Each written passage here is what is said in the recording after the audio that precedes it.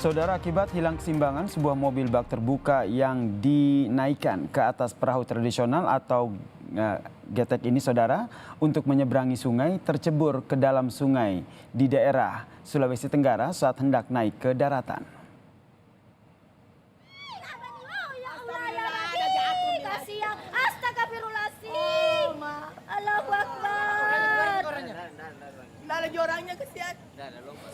Tenggelamnya mobil bak terbuka ini, saudara, terjadi saat menyeberangi sungai Konawe, Sulawesi Tenggara dengan menggunakan alat penyeberangan tradisional atau getek, saudara.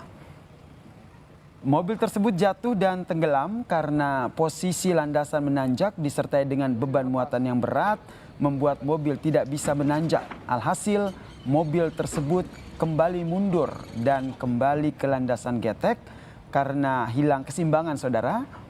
Mobil tersebut tercebur ke dalam sungai.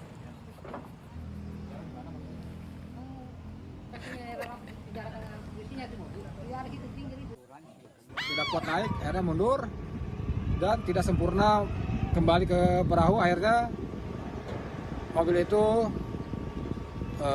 terbawa perahu bicara dan akhirnya beberapa meter dari perahu tersebut tenggelam.